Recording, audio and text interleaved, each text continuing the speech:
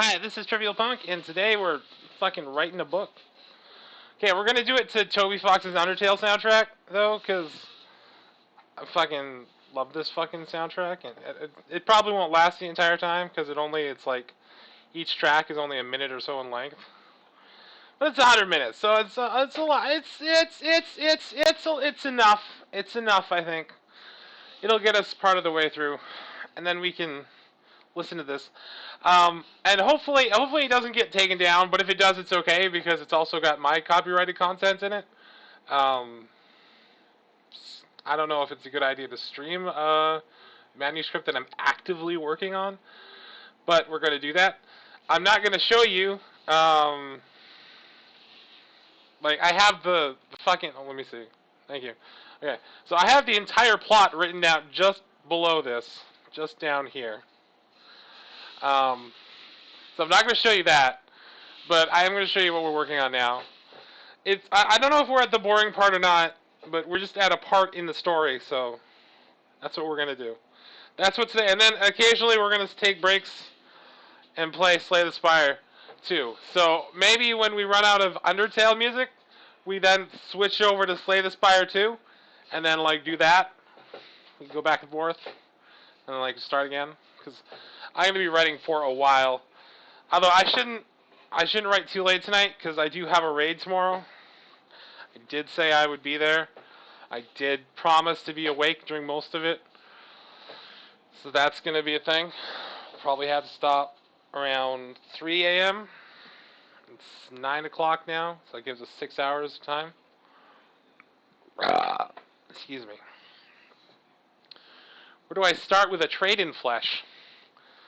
Let's see.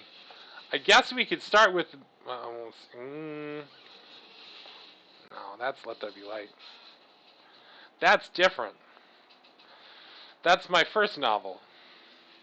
I guess I'll read you the preface. Dearest Oscar, there's one thing I learned from rereading the books of my youth. It's that nothing stays the same. As long as we've been able, humans have been telling each other stories to try to communicate what we understand about the world. Fairy tales, history, the news, it helps us grasp the chaos around us and comforts us with the illusion of continuity. Let's just do comfort. Yeah, that's right. Comfort us with the illusion of continuity. Someone has been there before. They survived. They brought something back. So can you. Still, when I'm working over my petri dishes, I sometimes wonder about the scale of our narratives. Yes, in our stories, the ground is still down and trees are still green, but are they the same trees? I used to stare at the sycamore outside my window every day. I'd watch it move gracefully through the seasons, and its endurance always brought me comfort. But it was never the same tree twice, was it? It would grow, the leaves would die, some days it would have birds. If you look closely enough, it was a thriving ecosystem. I often credited my interest in its roots and grubs with a lifelong love of ecology and the biological sciences. I spent many warm summer days watching sagas unfold on the bark of that tree. I saw tiny innocuous creatures murder each other to live. Life spread everywhere I could find purchase. Civilizations rose and fell with the seasons and the habitat, which brings me back to my musings over petri dishes. Petri dishes are all about scale. They're tiny microcosms, itty-bitty ecosystems. They go through patterns and cycles, but no one ever accuses them of staying the same. I maintain samples at optimum temperatures under optimum conditions, and even those find a way to occasionally exhibit unexpected deviations. Within reasonable standards, of course. But humanity doesn't live under optimal conditions. It exists under an ever-changing array of circumstances. If you just stand with a god's eye view of our island nation over the last few decades, you would have seen abnormal growths of the highest order. The streets have expanded into black slashes that divide the communities of our industrial landscape into a nation unparalleled in human history. With trade and arms, we've lasted low under a shipping empire the likes of which no one can truly rival. We are changing the course of history with every moment that we breathe. Still staring at my petri dishes, I have to wonder if it's just another part of the growth pattern because we are at war. Like so many that have come before us, we raise our hands to strike down our enemies, yet as I stand on the ground that has been thrice soaked with the blood of enemy occupation, listening to the pounding of cannon fire and visceral screeches from flesh behemoths, I can't help but see that things are different now. Now living corpses walk the earth and only the truly dead are sacred. Then there's the Prometheus corpse. Not quite corpses, not quite gods. They're as close to engineered perfection as I can make them. Dr. Frankenstein would have been proud. They're flawless echoes of his original creation. Although they're far more comely than his monster. Beautiful, even. I've treated a few of them during my time here, running tests and making repairs to their flesh. They're quite spectacular specimens. Soldiers returning to the battlefield always tell tales of their exploits. I overheard one young man in the cantina raving about the Promethean with the shimmering ivory hair. I worked with her more than any of the others, so I could recognize her from the description. But you'd never mistake her hair. Her name is Joyeux, after an ancient blade. I have to say that it suits her. She's a brutal instrument of war. As he was telling his story, I checked his claims against what I knew about her physiological capabilities. It seemed legitimate. His platoon had been ordered to capture an important objective during his charge that morning. As he spoke, I let his words ring through my head and a war-torn landscape pulled into focus. The sky was filled with bullets and the sound of artillery shells smashing into the earth. In front of me was a flesh behemoth, a creature of prodigious size and resilience. It was a giant wall of hardened keratin, bone, and flesh. At 12 feet tall and 9 feet wide, it was a literal meat shield. Screaming in bullet-riddled agony, it led our charge against our enemy, an entrenched enemy position. I followed, cloaking myself in primal fear and focused fury. The world was a confusing cacophony of explosions and death. The unit wailed as shrapnel and shells impacted its chest. I could see it waver, and I felt the fear of death blaze down my spinal cord. We were near the enemy's front lines, but we weren't going to last long without cover in front of the bunker's machine guns. I felt more than heard the round impact the behemoth's front-fresh shield, ripping it open and sending gobbets of viscera through the air. Blood soaked the ground beneath its legs. It had taken too much damage.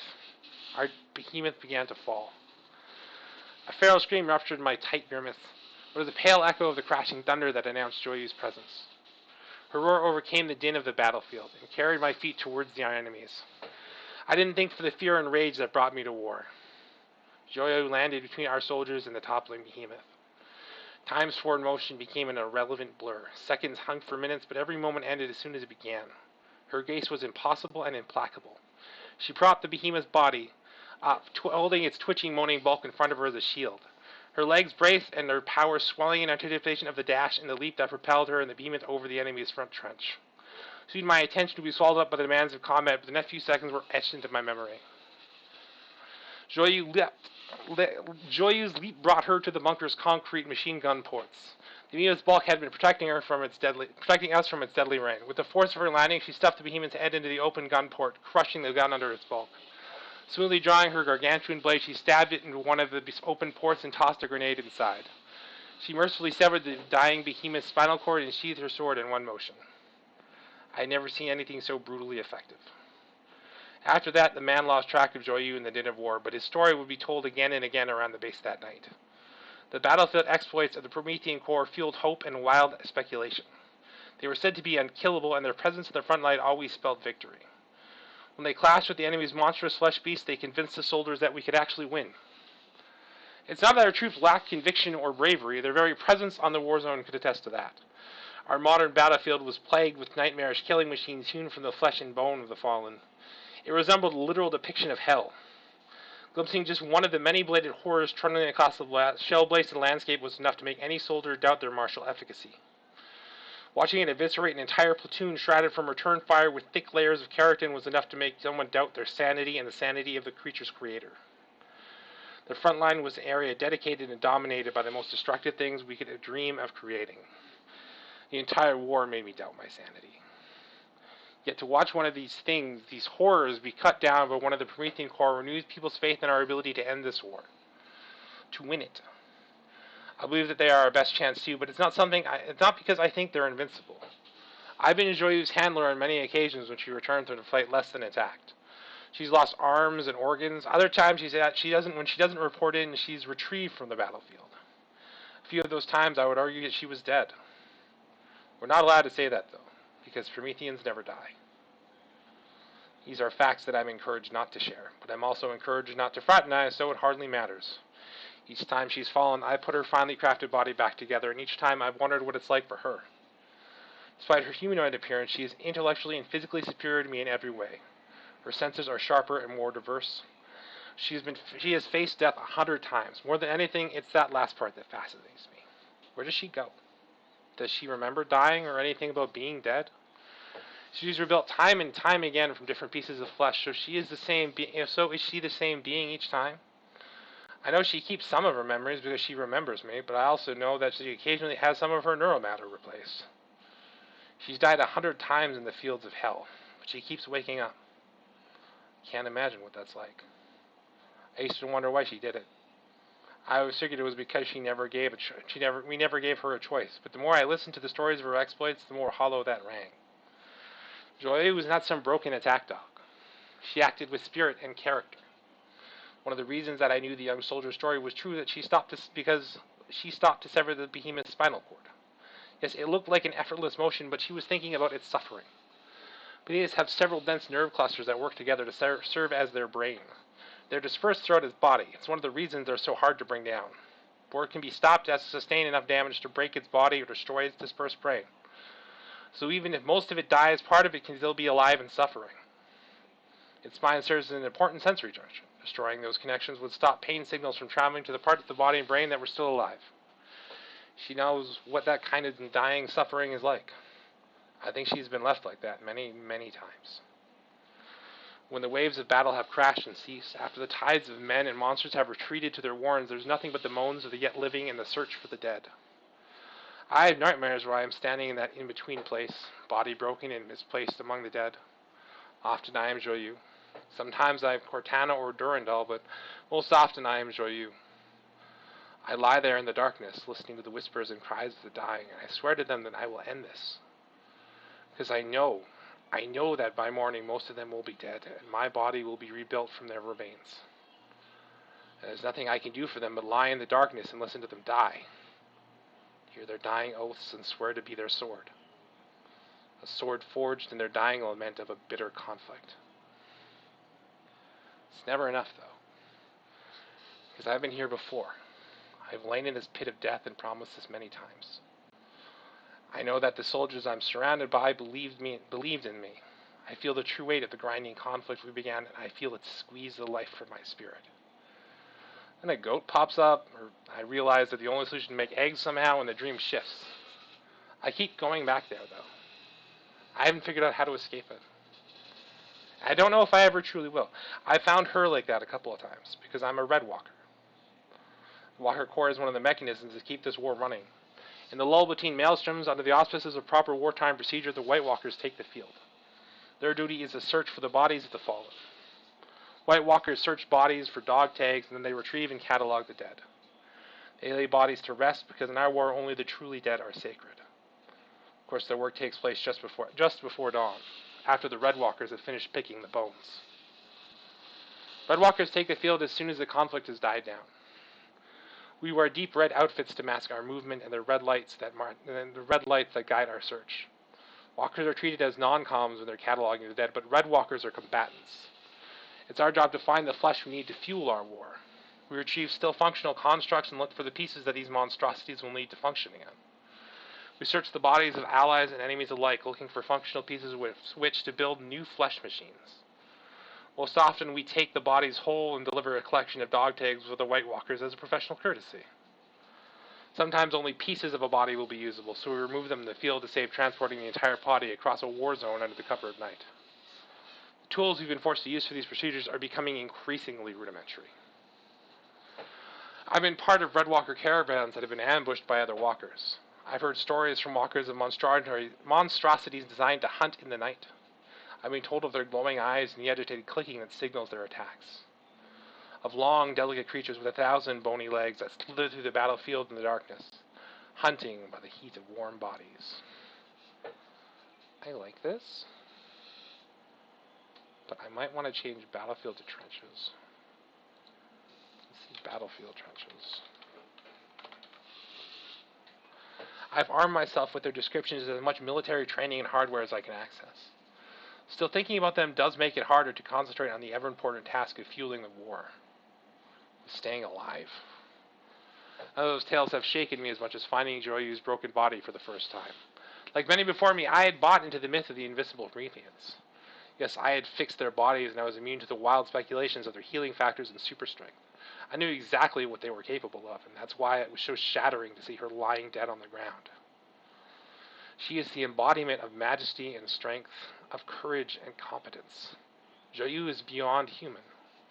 Things she is capable of frighten me on an existential level that range far beyond her destructive physical prowess. I understand how the Doctor felt when he refused to make his creation a mate. He was terrified by the specter of a whole race of superhumans dominating humanity. Today we know that they could never reproduce, but their potential has not escaped me. Given time and education, they could build more of themselves. We created creatures of exquisite form and incalculable function, and this is the purpose we bend them towards.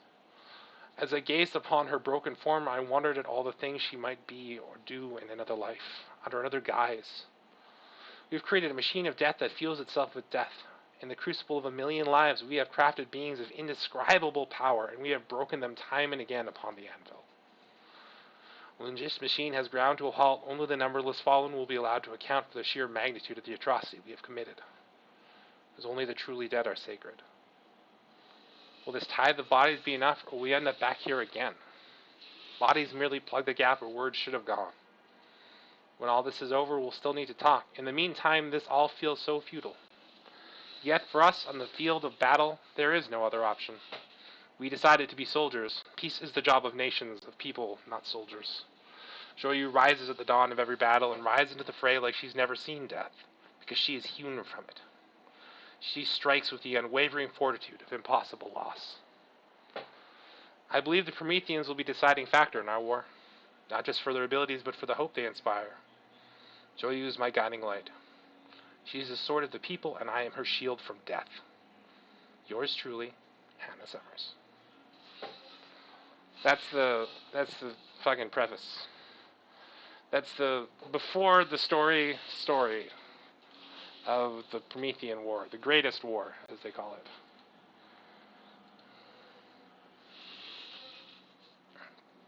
I hope you enjoyed that. So then we meet Grace Summers, and Grace Summers is a flesh worker. She's a mender, and her job is to basically like repair human bodies and like augment them in certain ways, but they don't do like crazy augmentation. That's what engineers do. So menders and engineers are the two flesh worker types. Menders basically like they heal people, and they use flesh working to like improve people's lives. They're like doctors. They're basically like doctors. Engineers are engineers. They take the flesh and they make like cool, crazy creations with it. So those are the two types of flesh workers in this world. And they basically you have the same like skill set and stuff, like you know a lot of the same things, but you do vastly different stuff with it. So it's like there's an art to it. Excuse me. But we're in the Empire. It's a really, really racist world, where it's like it was before in our world, and like it's kind of been it's a little bit more. It's a little bit worse than us because they haven't had a few of the revolutions we've had, but it's also like a lot similar to our world in the way people treat certain things, like slavery, which just ended 50 years ago in this world. And people are like, hey, you just try to get over it? And it's like, no, we can't get over it. It just happens. Like, what the fuck are you talking about? Get over it. But those are the kind of things that you hear in our world, where people are like, no, they should just stop complaining about slavery because slavery ended. We fucking freed them. Yay. It's like, motherfucker, that was like my grandpa. It's like my dad. My dad. Things are not equal anymore. Things are not equal yet. There's too much. I can't even own property. In this world, they can't. People of color can't own property yet. And this story is about how some people are switching bodies. Like they're basically I wrote this story long before that one movie with the fucking, what is that movie where they steal the guy's body? I can't remember. Let me look it up. But I didn't write the fucking story yet. The whole thing was so I had this idea a long time ago, but it has a similar aspect to this one other movie. Okay, but it takes it in a different direction. What's that movie?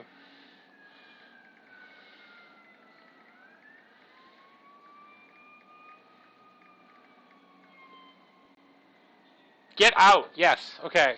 So like in a Get Out way, like people are taking the bodies of like black people people of color, like Indian people, people in the empire who don't yet have a lot of rights, and they're wearing them, and for the first time are experiencing discrimination. And so they're trying to get a law passed that makes it so if you were born as a light-skinned person, then you can still own property, but it doesn't matter. Like everyone else, it doesn't matter for. Like they're not trying to do it for anyone else, but they're calling it an equality campaign. And our main character is opposed to this because it's not true equality. She wants like equality for like people of color to own stuff, to own property, and they just want it for themselves if they're born white, basically. So that's what the one campaign and the other campaign is having an argument about.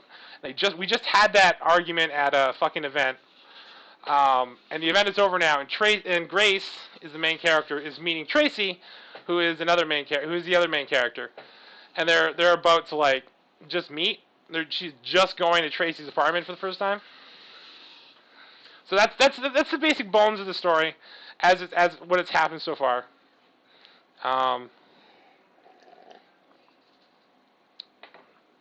It's a lot about how people use people's bodies. Because like, I go to a lot of the plot points. I've gone out of my way to talk about specific horrors that have happened in our own world, like genocides or like mental asylums, where they used to just like experiment on people and fucking like just like chain them to the wall or something like that. But basically, like how they use their bodies is an important aspect of what a person's life is like, what kind of rights they have, like their just basic physiological autonomy.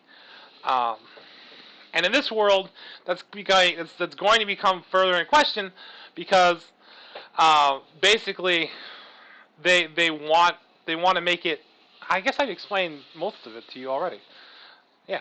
So that's the thing. They want to make it better for themselves, but that's as far as it goes, and fuck everyone else. Yeah. So that's kind of the conflict right now. But that's going to end pretty soon because we're going to start our main conflict. This was just our introductory conflict, set the stage for the world, and now we get to our main conflict. We're like 6 chapters in. We've just met. Our pair has just met. Is just meeting. They just had their first meeting up here in chapter 5, and then in chapter 6, they're having a second meeting where she's gonna go and like make her a dress. Like she saw the model with the dress. She's like, I have to fucking have that dress, and she went and go talk to her, and she's like, oh yeah, no, I'll come and do you a fitting for you, and that's basically what has happened so far in the story. But I swear to you, it's interesting. I had to have some way for my characters to meet that wasn't too contrived. It's a little contrived because she basically just like, oh my god, I love your dress, and like she finds out, oh yeah, no, I totally am the seamstress who made this dress. And like I'll come do a fitting for you. So she does that. I swear to God, it's interesting. Okay, one sec.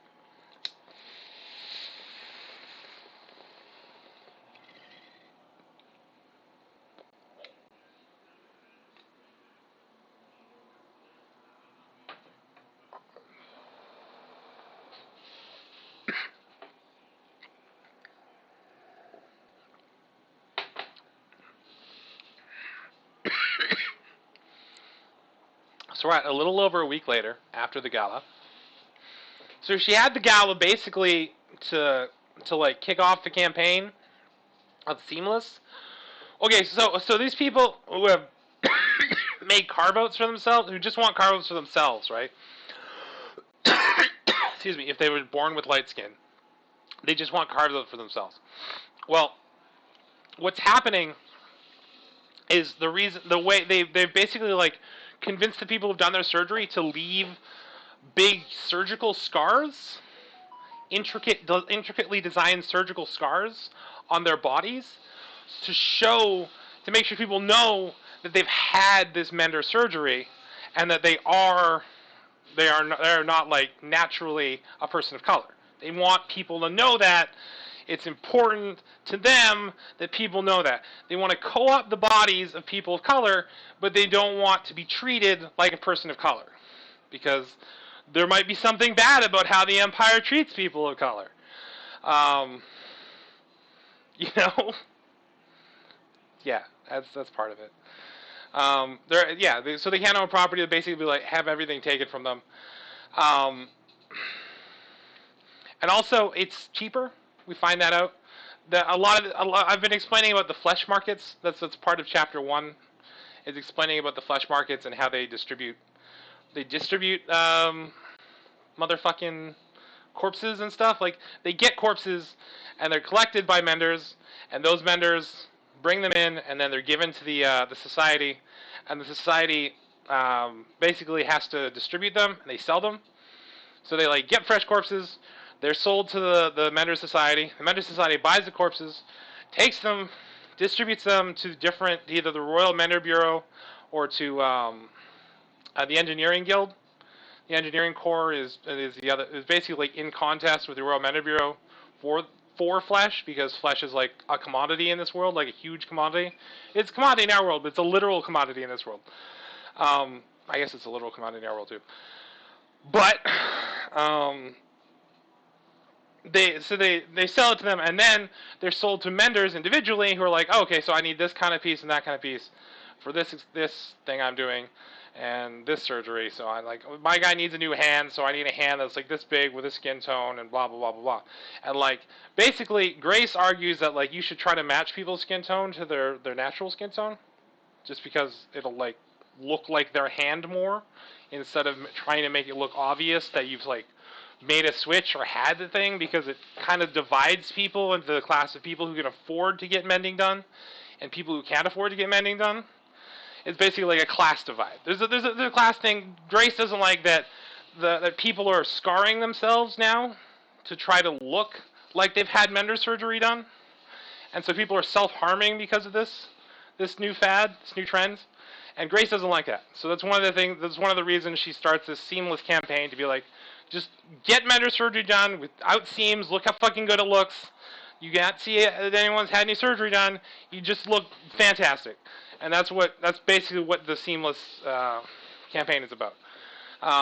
And she finds other people who are like that. Excuse me. And she sponsors their work.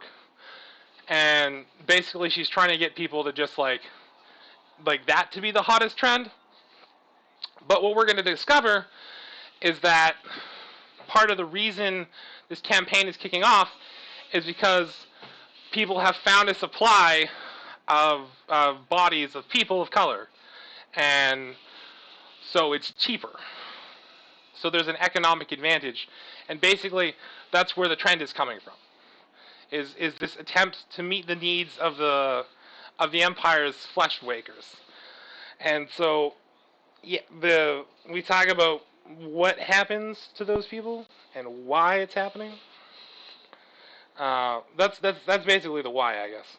It's because there's money involved. You can make lots of money by selling people. But because for a long time people wouldn't accept donations or body parts from people of color. And this is a true thing in real life too. Is that there was some people who they just died racist. They were too racist, and they fucking wouldn't accept like implants from people of color, and fucking could have died. I hope they did, but I don't know if they did die. I just know that they used to reject body parts from people of color. So I've included that in there as well. Is that so? This is like basically a campaign to get people to accept organs from people of color so they can use their flesh. It sounds nominally like there's some good parts of it, like, okay, so they are accepting donations, so I mean it's less racist there, I guess, but it's still they can commodify and use the bodies of helpless people of color, or people of color who they've rendered helpless. Because there's like, you know about the Nutmeg Genocide? The Nutmeg Genocide is going on. And so during that genocide, there was like a big genocide over nutmeg. Like there was like a bunch of natives, and they had nutmeg. And the fucking Dutch wanted the nutmeg, so they genocided them and took their nutmeg. So that's happening right now in the story, and so they have this large influx of bodies, and guess where that's going? Right into the coffers of the Royal Menders Bureau. And so and they have a shortage. That's the thing. That's the problem. The Empire has a shortage.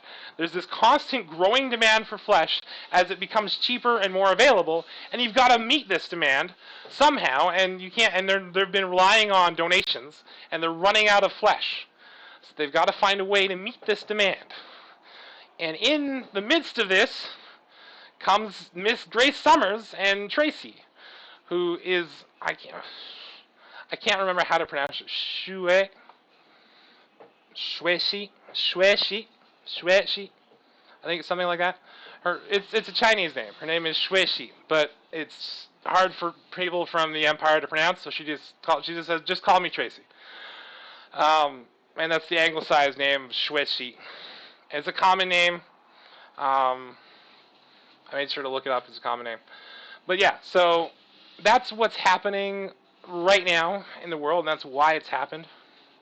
And that's basically what the story is about, is Miss Summers finding out about this and what she does as a result of that. That's the story. So she hasn't yet learned about this. Right now, she doesn't know about the conspiracy. She has some doubts about the Empire. You learn she's got some this is kind of weird, and I don't really like this, but I have to kind of accept it to live in the Empire, and there's a lot of those things that are in her life. And I know there's a lot of things like that for me in my life, where I'm like, I hate this part about living in this world and being this type of person, but I guess I gotta do it because I don't really have another choice. And you just kind of swallow down the uncomfortableness, and you're just like, I guess cops are just gonna murder black people. Well, can't just let them do that, can we? But what do we do about it if people won't let us defund the police? Motherfucking son of a bitch. We gotta keep doing something about it.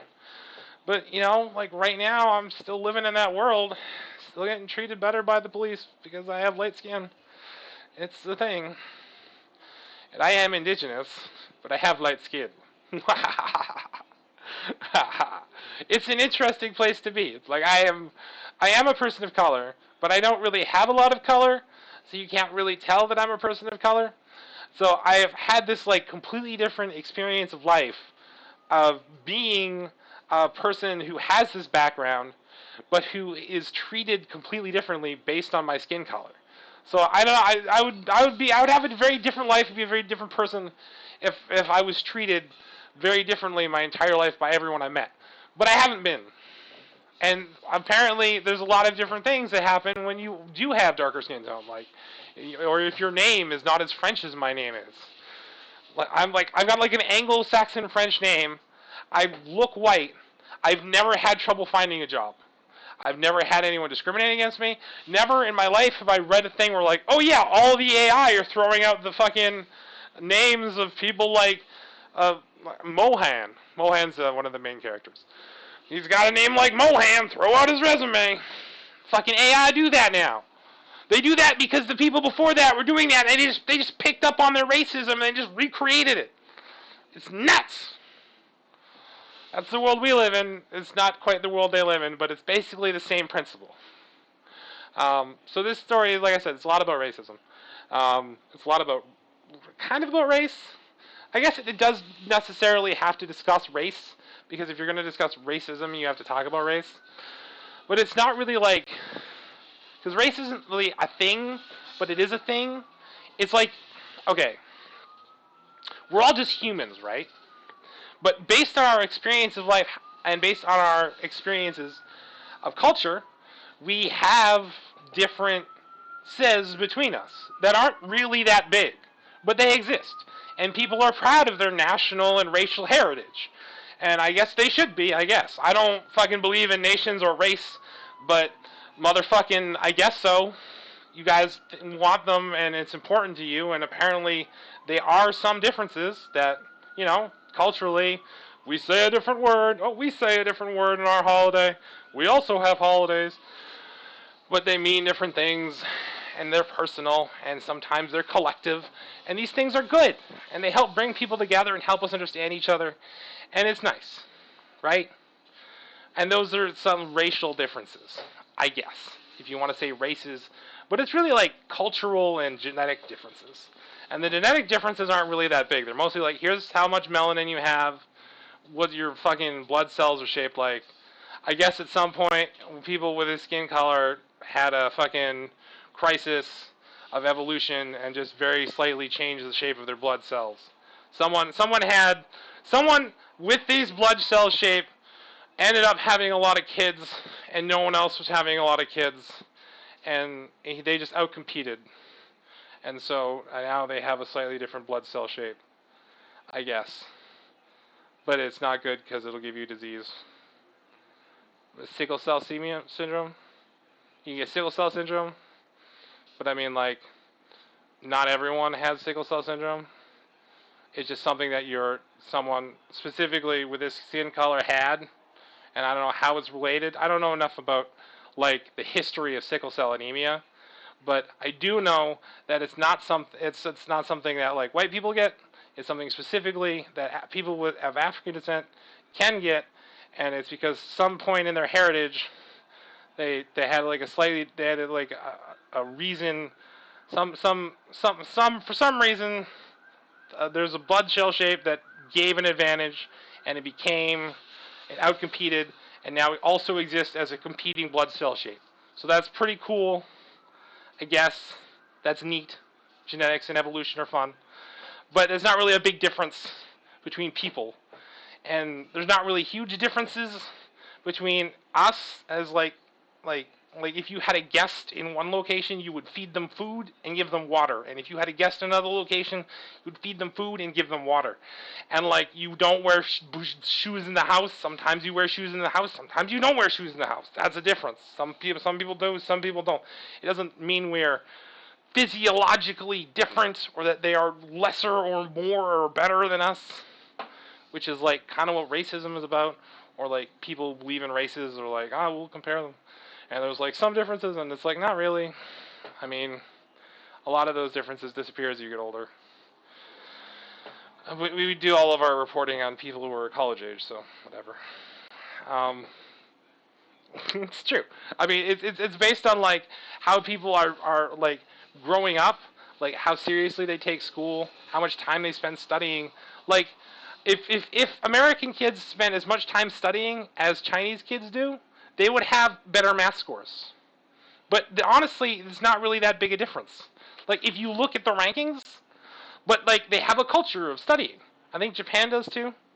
They have a culture of like let's like they have like learning centers where people go when they study before school, like after school they do the regular studying, then they do more studying, and then they like learn a fucking violin or something. I don't know. But there's a culture of it that exists there, and it pays some dividends in the math department.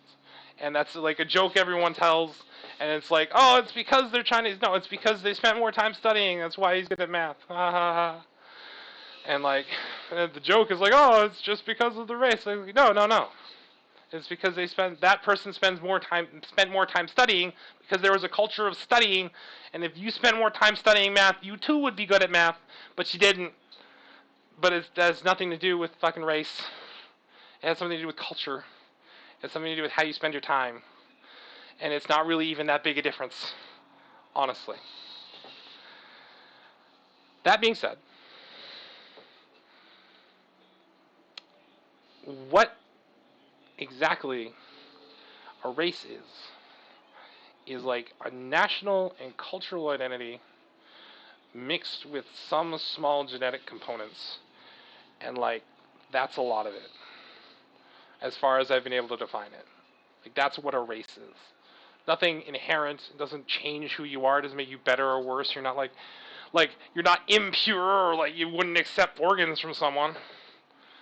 Motherfuckers they like live on this hate and this understanding of race, and that's like stupid and bad.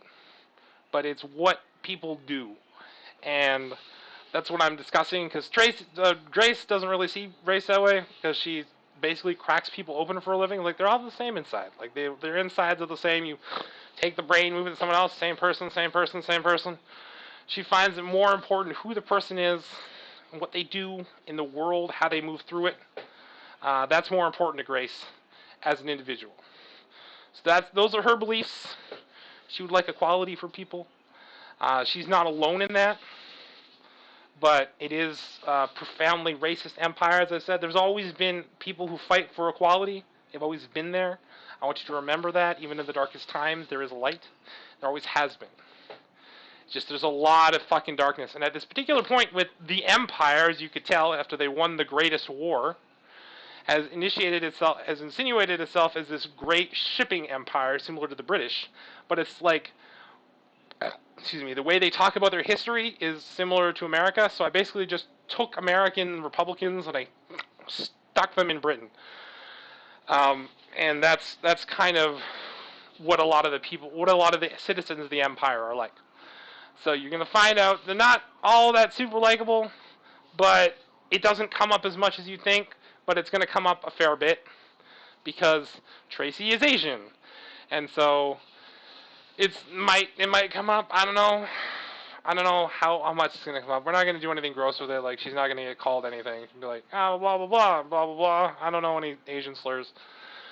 I guess I could make some up, but I don't know any. I know a couple Asian slurs. All right, but we're not going to use them because we don't need to. Because we don't have to. We could just demonstrate that people are racist by how they act and what they care about. So yeah, that's what this is about. It's gonna be it's a bit of a task, but it's fun. And the Empire is an interesting place to be. It's a nice reflection of our life, our world. So a little over a week later, Tracy walked in the waiting room of Grace's boutique. It was a Sunday, so the clinic was closed. The waiting room was empty. So Grace has a boutique clinic where she does mending for people. So one part is the boutique part where people are like, where models are sitting, and there's like different advertisements of what kind of surgery she can do. And then there's 3 surgery bays and a giant storage facility, not huge, but big, on the other side of the hallway. And down in the end of the hallway, there's some extra space. And then there's stairs that go up, and then there's her second floor loft apartment. She lives above the clinic. So that's where Tracy is going right now. So yeah, that's Grace and Tracy. We're about to have them spend some time together for the first time in a while. I got a little like writer's block. That's why we're doing a stream. So I was like, maybe I'll try writing on stream. Maybe that'll work. It'd be interesting. I haven't looked at these yet. I got a text message. I believe it.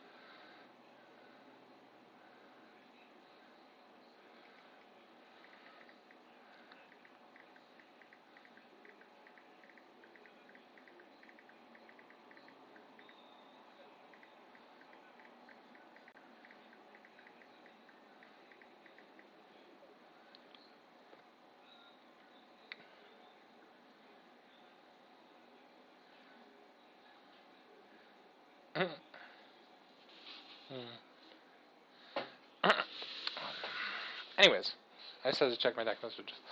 I should check my threads. I will check my threads later. I asked some people what they would do if they would have this conversation with the person at the front of the counter. Because like it's basically just like a one-page interaction where fucking Tracy talks to a person, and I'm just like, I could just abbreviate this to like she goes past the front desk, but I also want him to like her to do a little walkthrough of Grace's house. Not to show anything off, but just like if I ever like want to like make it more vibrant, like something. So basically, I haven't included a ton of details of what the boutique looks like. I'm leaving it to people's imaginations to be like, it's a boutique showroom where like models are standing around and like there's like samples of stuff. Well, yeah, I guess I don't really need to explain it much more than that. But yeah, I wanted to do a little walkthrough of the thing. So a little over a week later, Tracy walked in the waiting room of Reese's boutique. It was a Sunday, so the clinic was closed. The waiting room was empty. A few curious guests wandered around the boutique showroom looking at the models and displays. Tracy walked up to the woman at the front desk. So then before I just wrote down, and the woman showed her to the door. But then I had a 3-line exchange just to like have some dialogue. And I was like, "Do you have the 3-line exchange or not?" And they were like, "No, it might slow it down. You could slow down the pace of it." And I'm like, "Maybe." And I'm just like, I don't know. I like it. Excuse me, you help me find Grace? Oh yes, Miss Summers told me to expect you, said the young woman. Please just follow me. Thank you, said Tracy. And it's just like it just for a second you're out of looking around and you're in Tracy's head talking to her for a second. Just a second dialogue. Led her down a hallway and rang a bell at the end of the end of the hall. Rang a bell on the door at the end of the hall. A small click sounded from the door, and the lady opened it for her before taking her leave and returning to the front desk. So this is a tiny exchange. Just because I couldn't think of anything right, but not because I couldn't think of anything right, but because what I wrote was I was like, do I even have this exchange with this person? I don't know. I'm still on the fence about it. Might take it out. Might leave it in. I think I'm gonna leave it in. I like it. I like it just like switches up the pace for a couple seconds. It looks nice on the page. And it just like it shows you that she's like polite to people in service industries. Which you should know. You should know that about your main character. Now I'm trying to decide what Grace's apartment looks like. She's a workaholic who spends almost all day um, working on mending stuff. But when she's not working on mending stuff, she's a martial artist. So she's got a lot of experience with Aikido, and she does boxing. She does boxing and Aikido. So she's got like a punching bag, and every once in a while she goes and like punches it. There was a scene earlier on where she was like punching a punching bag and being like, "I hate the fucking Empire," just to get some fucking stress out. Yeah. So yeah. But I haven't really described the rest of it.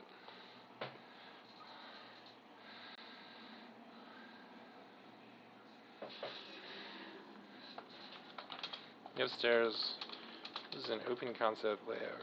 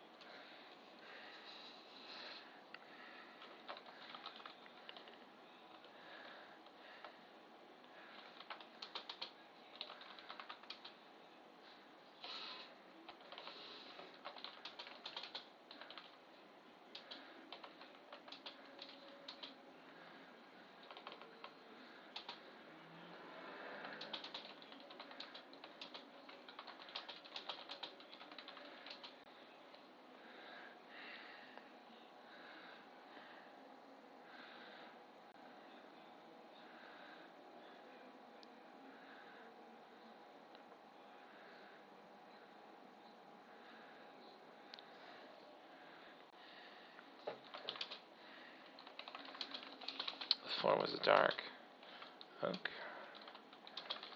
Has been over the concrete floor. The building was remodeled. So you live in a loft in downtown. The Capitol is probably going to have. It's probably going to be like converted from an old, like, not factory, but what are those things called? I can't remember. Uh, let's see. Loft meaning. Loft apartment meaning. Industrial buildings like warehouses. It's probably a warehouse. She lives in like a converted loft apartment, and you can see that it's probably a warehouse because she's got like a main floor that's like a business, and it's got like room enough for surgery suites, and like extra room at the end of a hall, and like a storage facility. So like the downstairs is pretty big. So the upstairs is pretty big, and it's like a remodeled, basically a remodeled industrial building that and she's got part of it. So she owns that part of it because she is a property owner.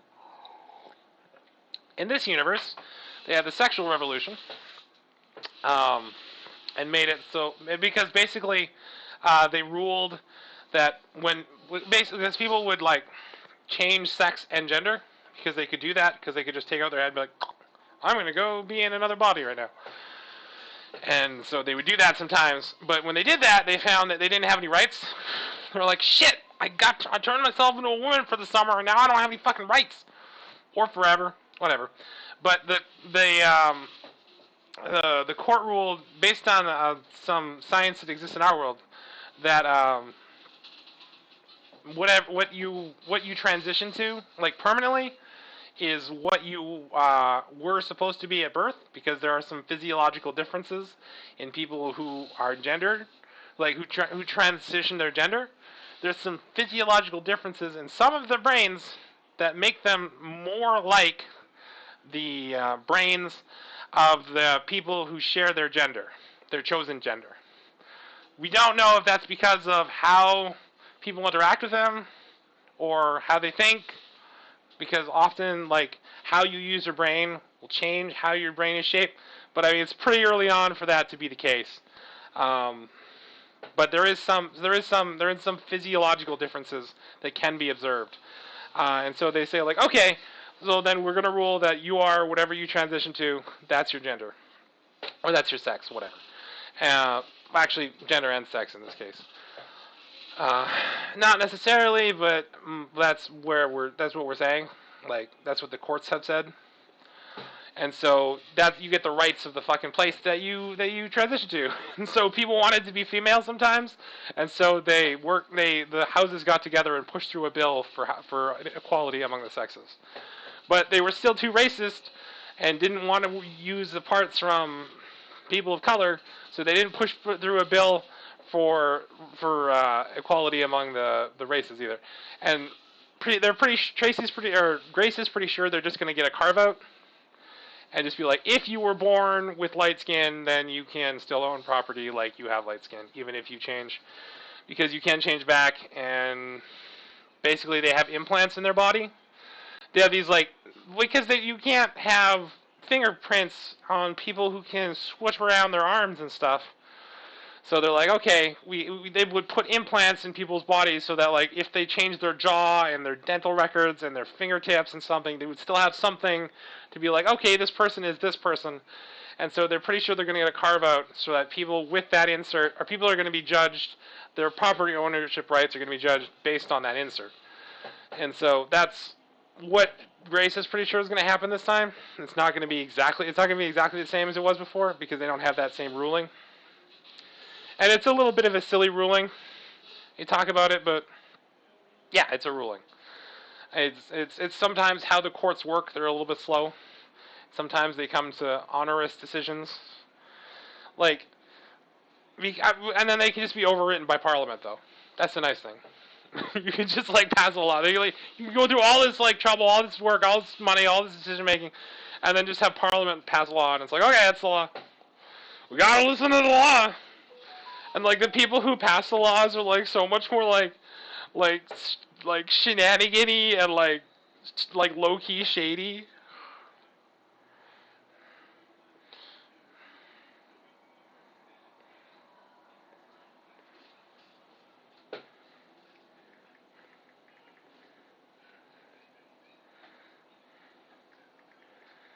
Have a good night.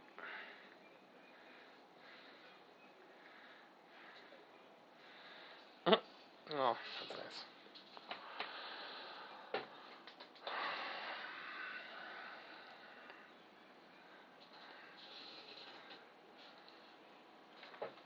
Law department.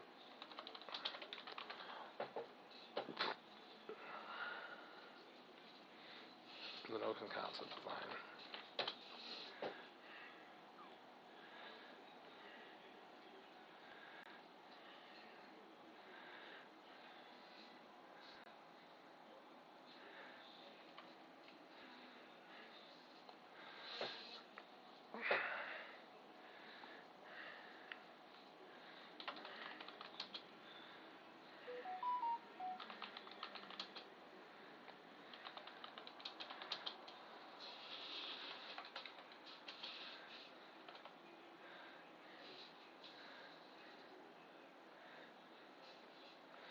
Okay, now we got to make decisions about Grace. Is Grace a person who keeps pictures of her family, or her, like, does she keep pictures around? And if so, what kind of pictures? Do they even have pictures? Hi.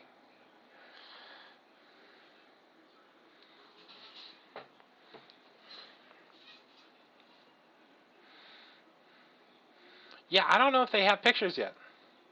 Because this is like a post-World War I world. Let's see, what did pictures? I have pictures? Yeah, we're supposed to be listening to Undertale.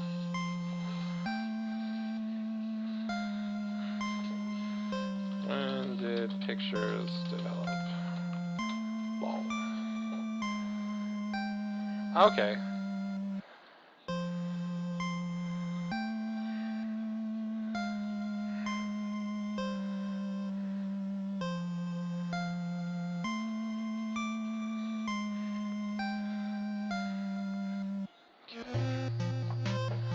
What were pictures like in the 1950s?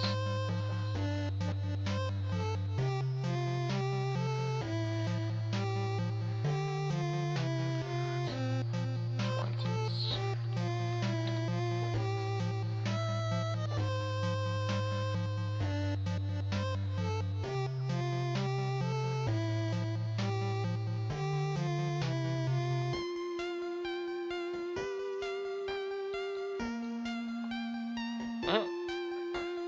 The stock crash.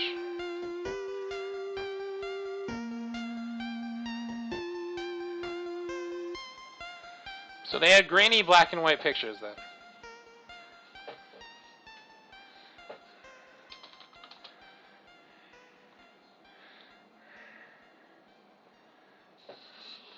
So what does she take pictures of? Places she's traveled? Is Grace a traveler? Is that what Grace Summers does with her time? Does she travel? Like, okay, she does martial arts. She does mending. Those are her things. Those are like things that she does at home a lot. So, but does she travel? Is Grace a traveler?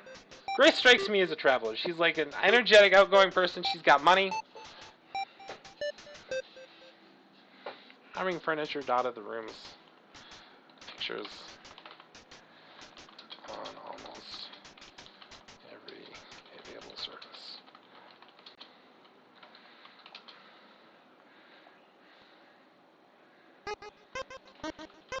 Charted.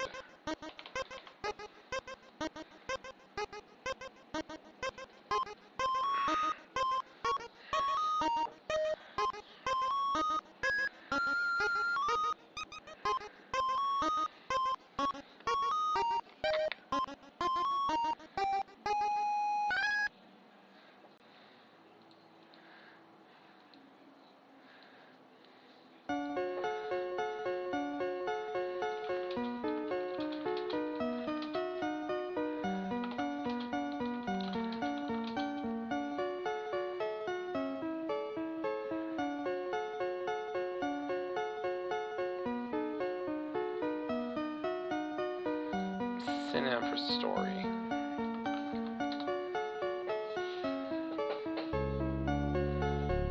Chronicle.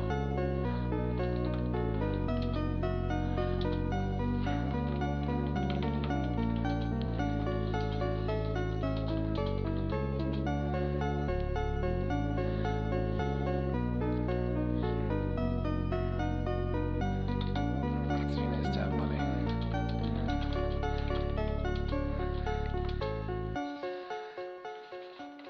That's more of a quip. Let's quip Tracy.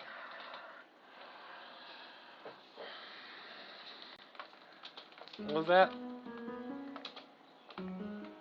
Said, ask Grace coming into the room.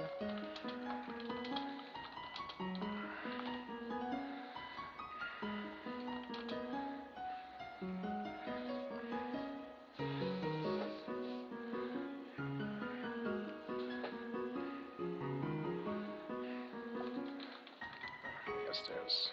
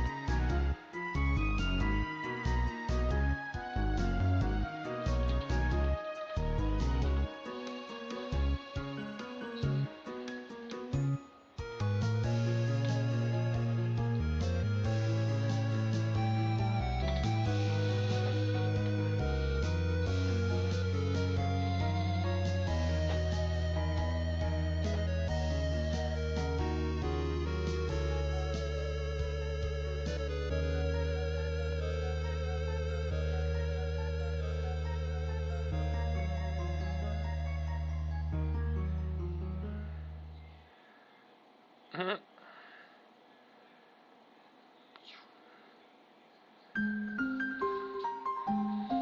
Okay.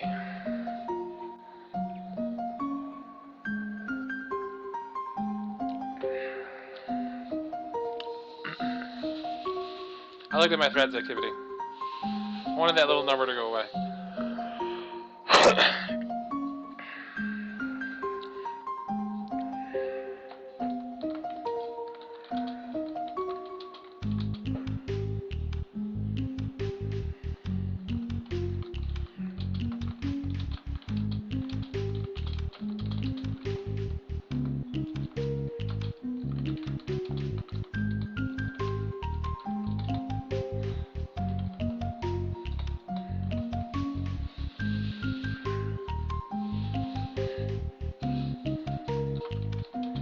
I want the travel.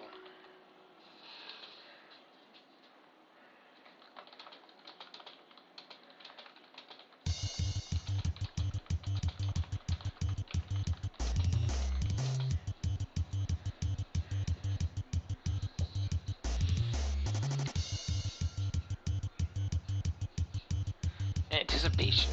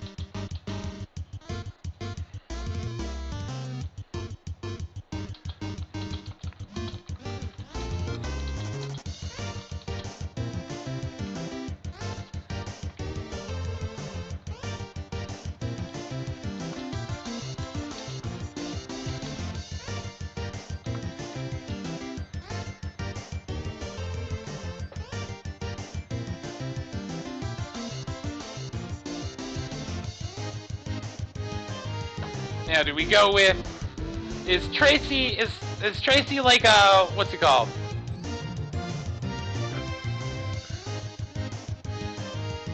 Is Tracy naturally cynical? Is she naturally cynical, or is she just like sometimes cynical? Because yeah, some of them are even nice.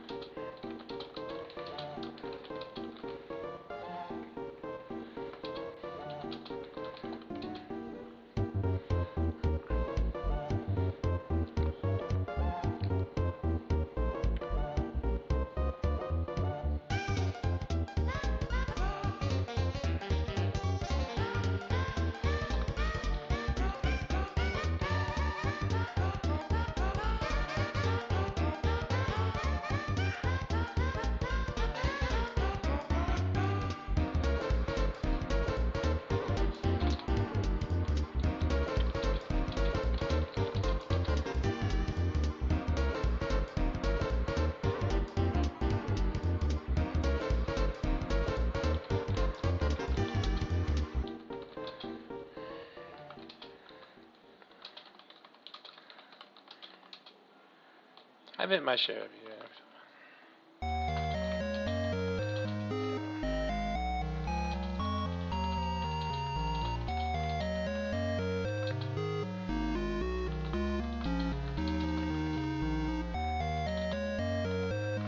Maybe it just comes.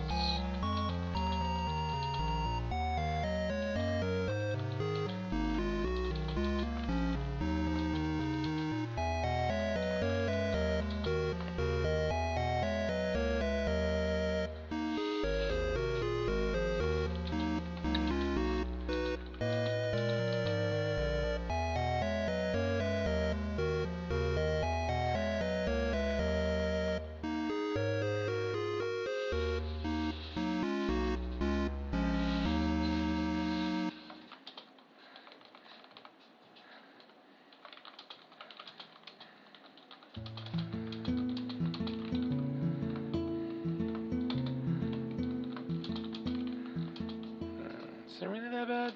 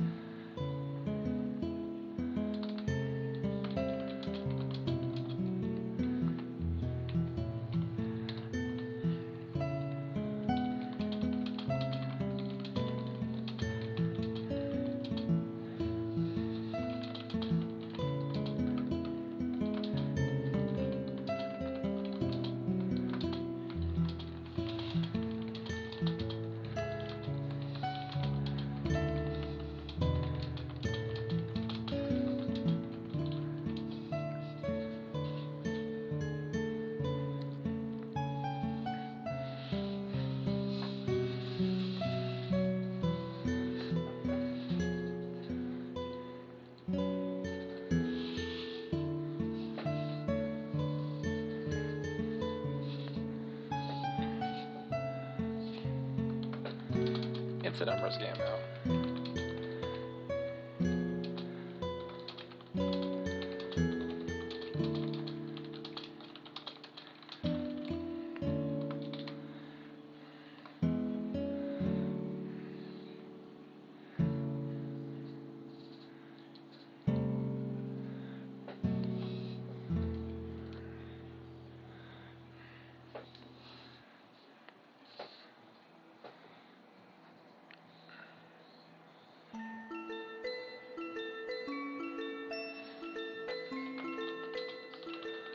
Main Street is one way.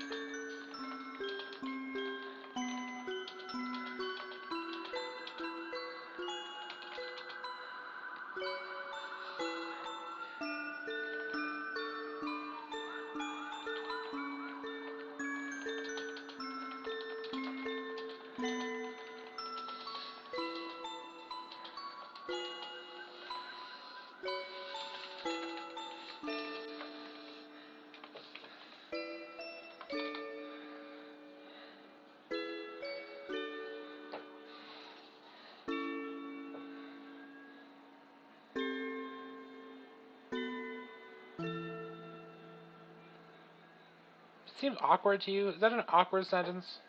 It's not like a law or anything, but I know that no person of color I know has managed to get.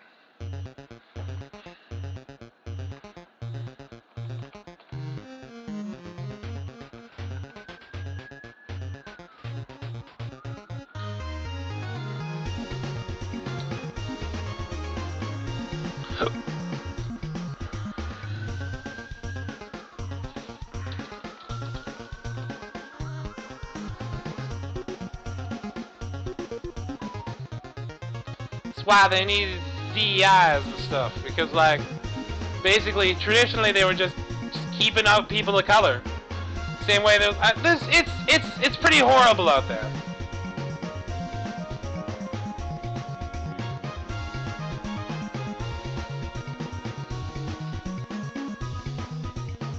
What email should I use?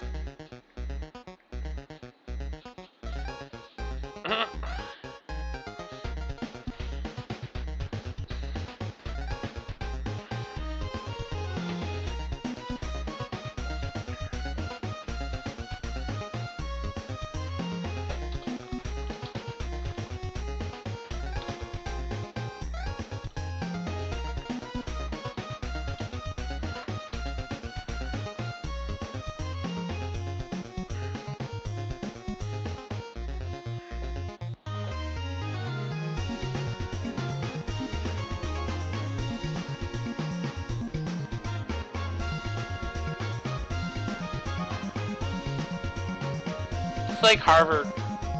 There's no law against it, but they just don't let them in.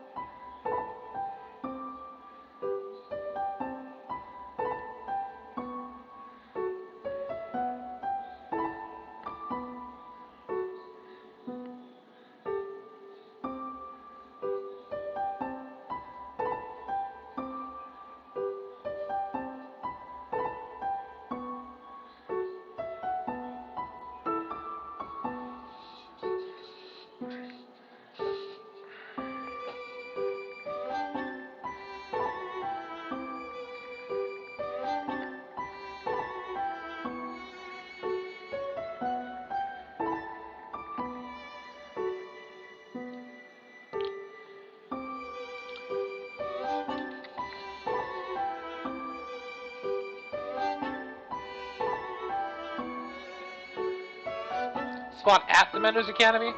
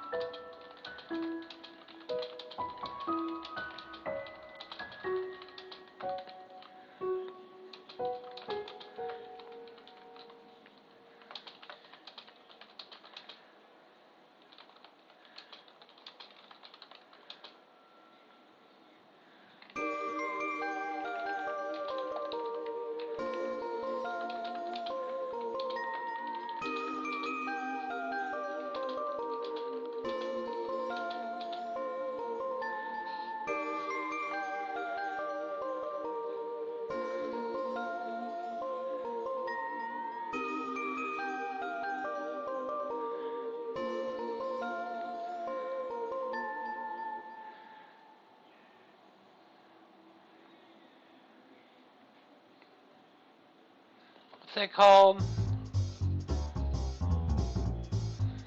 I know I used the word earlier.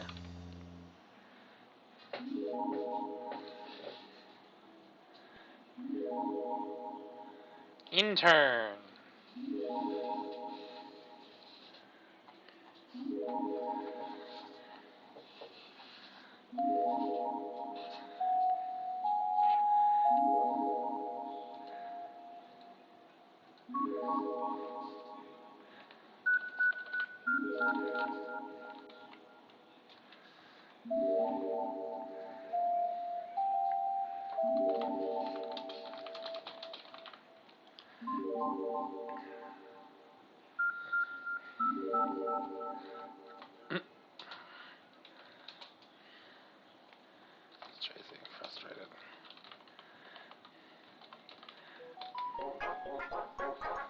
Mhm.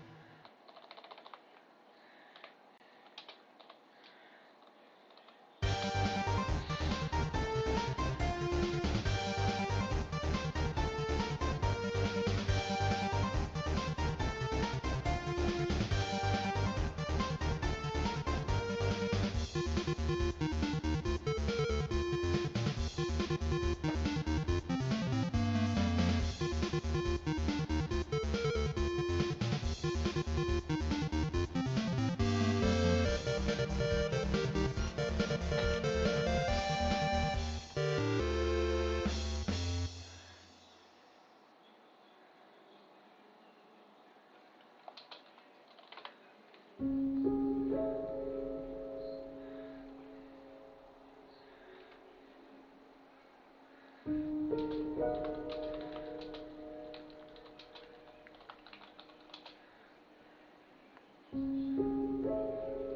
yeah, Tracy has extended hands. They're like longer and thinner than regular hands because she does sewing. So it's like to help her like move the needle and stuff like that. She just has like nimbler, strong, longer fingers. That's it. That's her modification. I kept them low modification because like Grace doesn't really believe in self modification. She doesn't like in like bodily enhancement. She just like likes enhancing people's lives by making their bodies better fit their life. Like you walk the stairs a lot. She's like, I want to put some muscle mass in your legs so it's easier for you to walk up the stairs, so that you don't have to like it's not as hard for you. If you're like sitting around all day, she's like, we'll put some cushion on that cushion, and like maybe we'll make it so you're like thinner, so there's not as much weight on your spinal cord, and like I don't know, stuff like that. She's a mender. She like wants people's bodies to bioergonomically fit with their lives and what they do. So she alters them slightly, and like if they're rich, she like does big alterations, and she will do modifications that would be like an augmentation, but she doesn't believe in those for herself. She just has a regular body.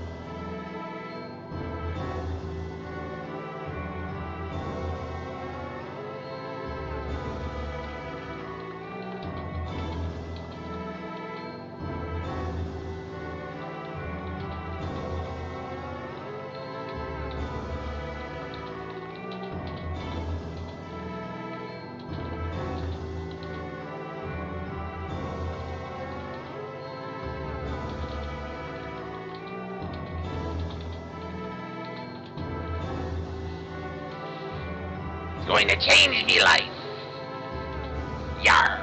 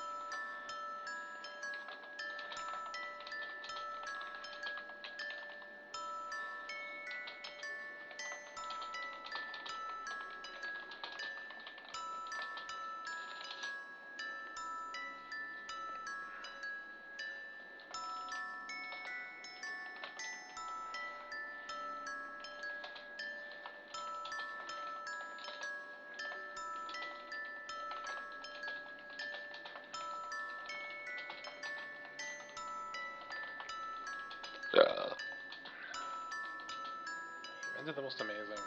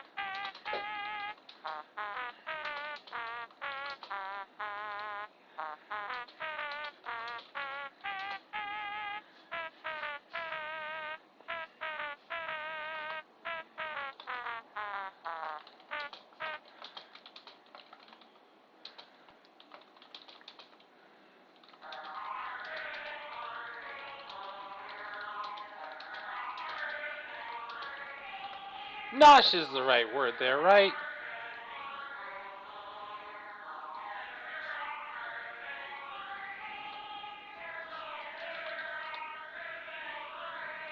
Yeah. Okay, so for some reason I made it a plot point that her boyfriend invents buttered chicken. I don't know why. I just wanted to add some flavor, I guess. Ta-da-ching! But no, seriously, that's one of the things I added in. I'm not entirely sure why I added it in, but I did. And so I'm rolling with it. He invented butter chicken. It's not a big part of the story, but it comes up a lot. I'll like bring up the butter chicken, like Grace is like, everyone needs to try butter chicken. It's so good. Have butter chicken.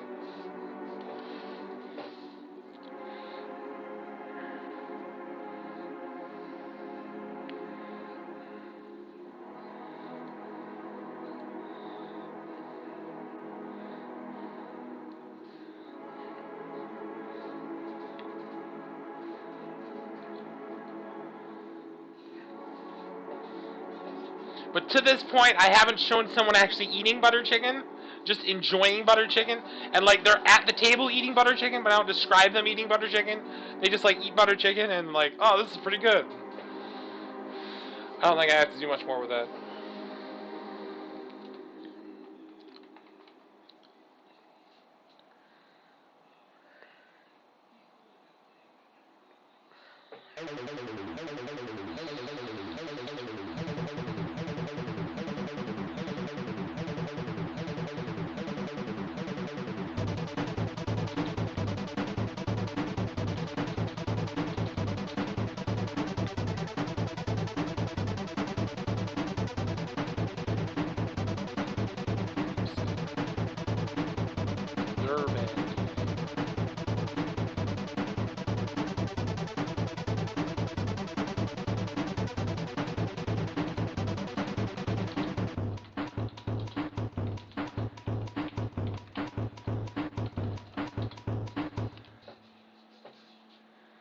Yeah, I already used High Street though. High Street is the state. Okay, we'll use these ones. High Street, Station Road, Church Road.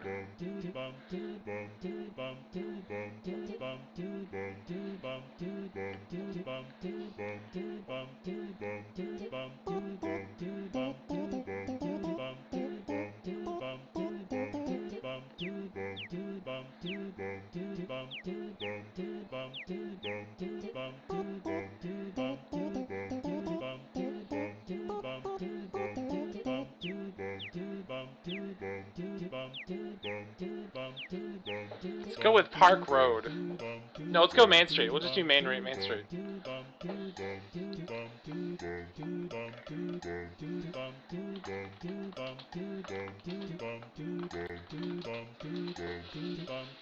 I'm pretty sure you're supposed to put a comma there, but I've been putting a period there for this entire novel, so it's just going to stay that way. If it's wrong, I'll just have to change it.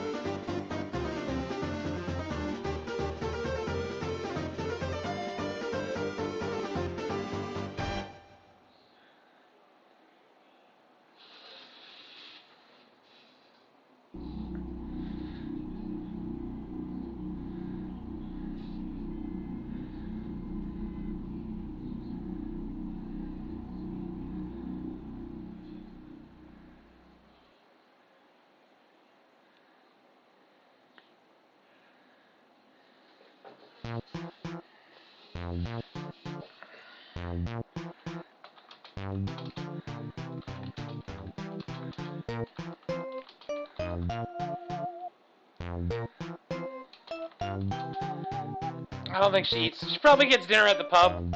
You're meeting at 6 o'clock. It's dinner time.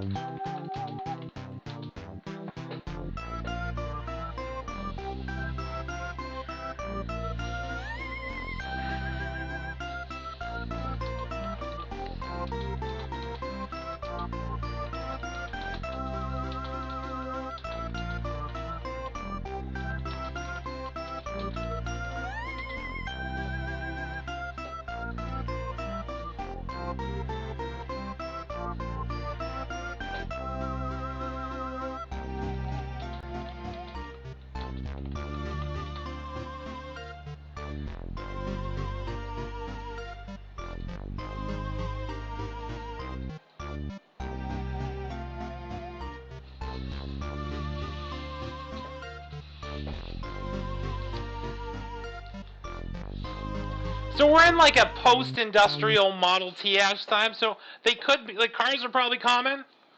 So she could take a car, she might take a horse though, because horses are also smarter now.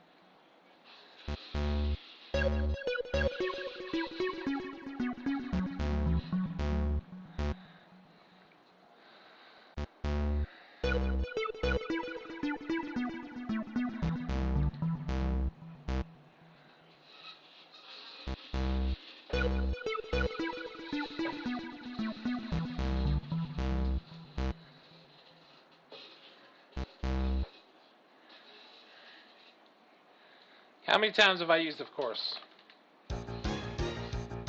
9 times.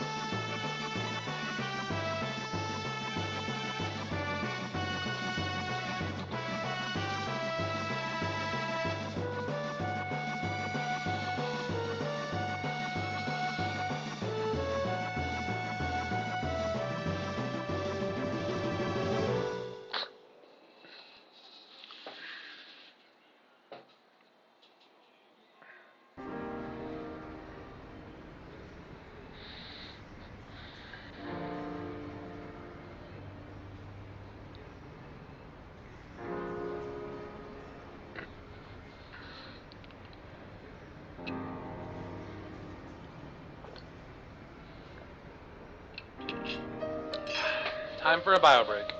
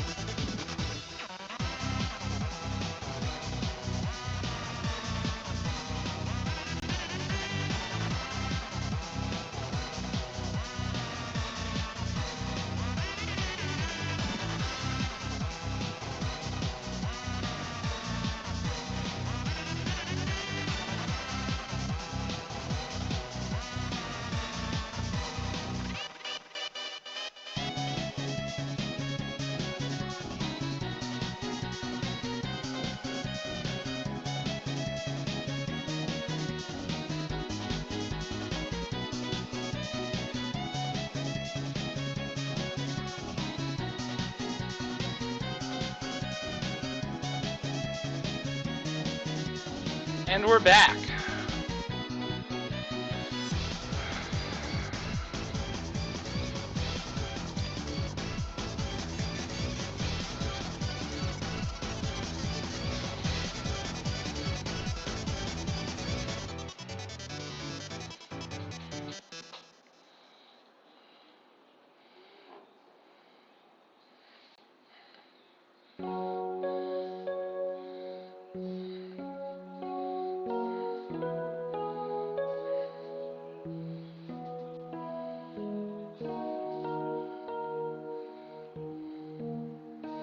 Now the question, do I fill this chapter with nothing? Or do I make it a short chapter? Like chapter 6 is just like super short and then we get to the pub and the pub is its own chapter.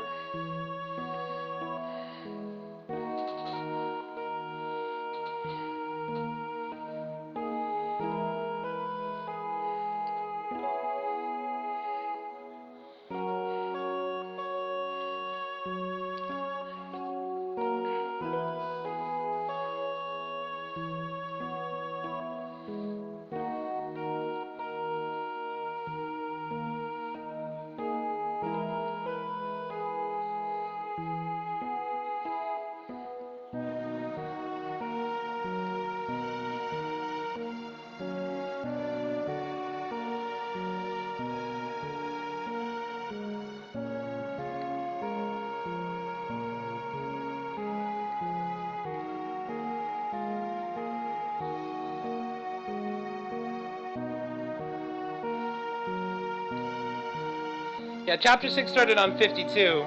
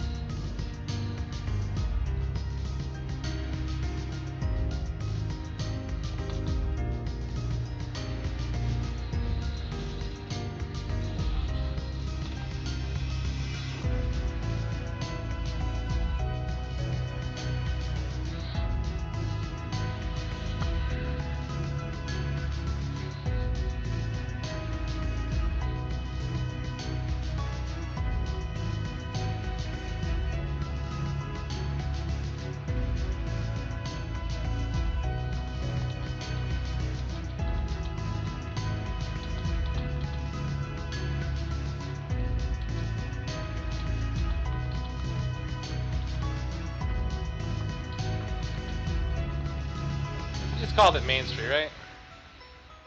Yeah, just Main Street.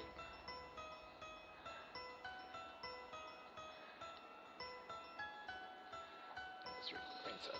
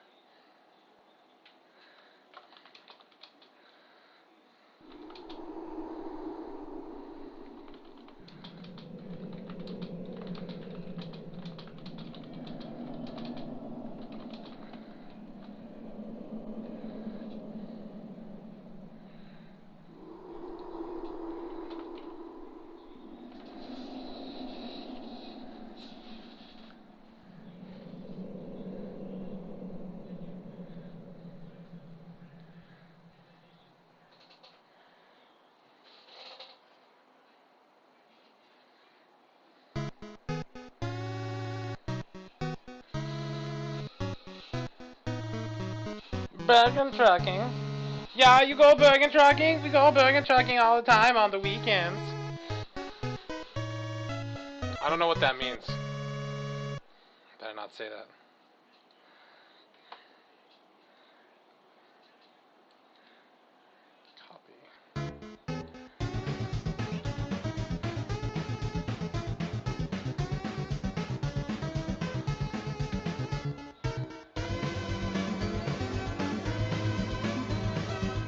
Yeah, we go burger trucking all the time.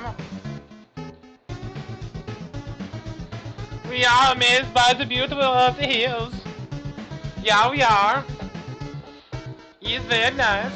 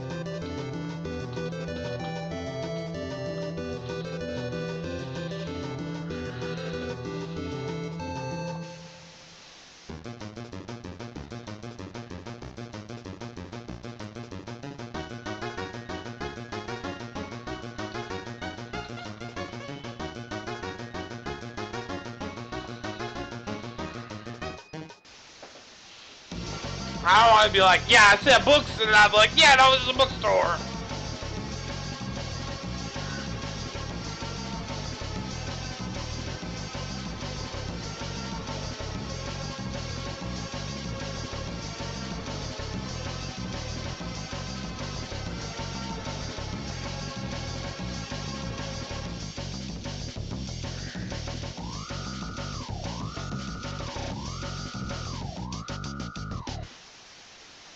Now, do we go in the bookstore?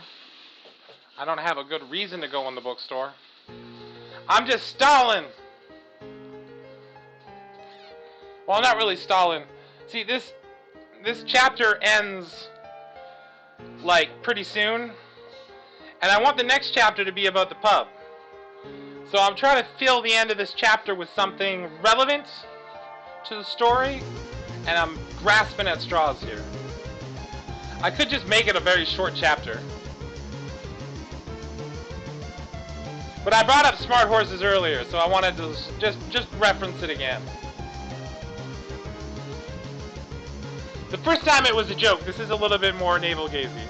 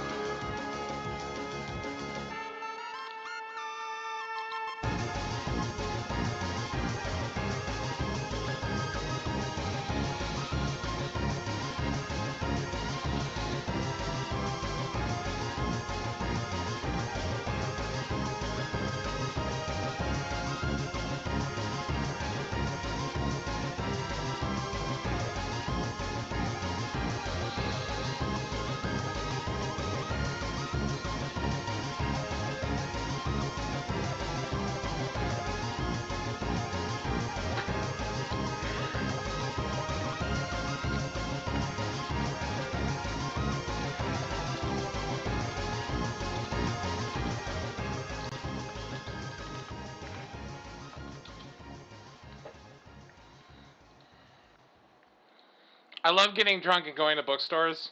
You're just like, I'm gonna read this book right as soon as I get home.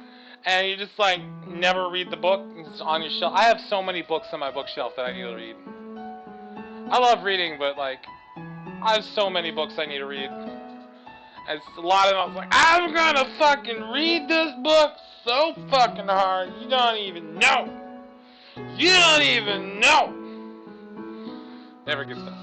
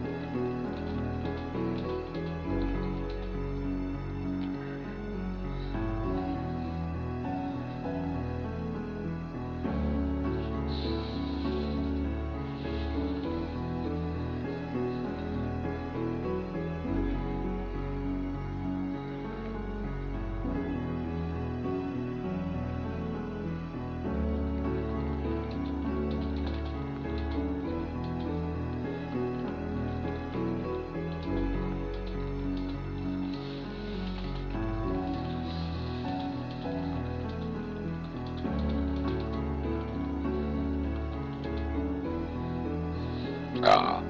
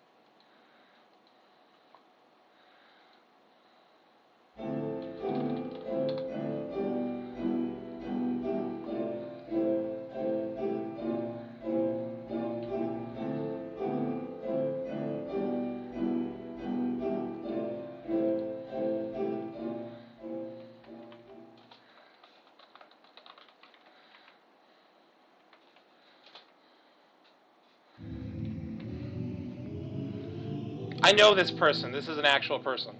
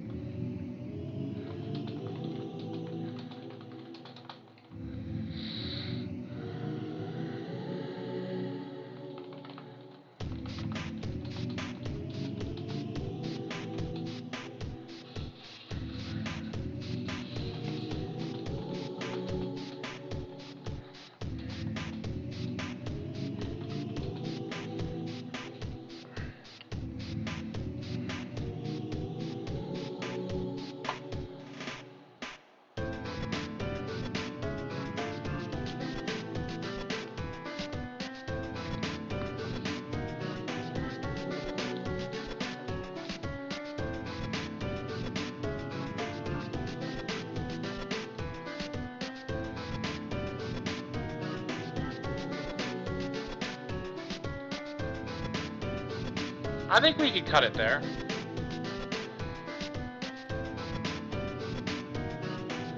Chapter 6 will just be a little bit shorter, that's all.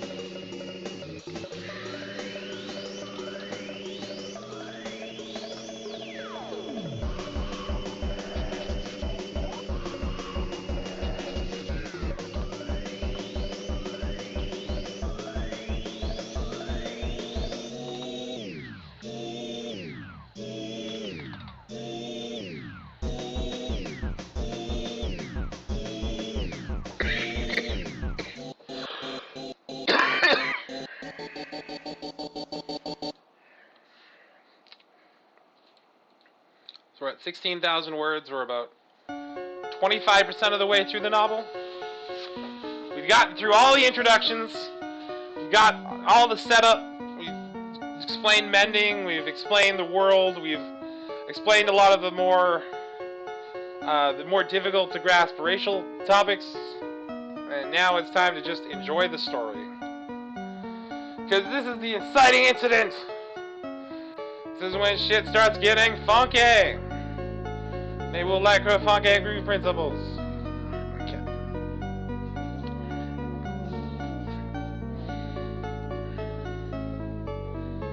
Let's take a little break. It's midnight o'clock.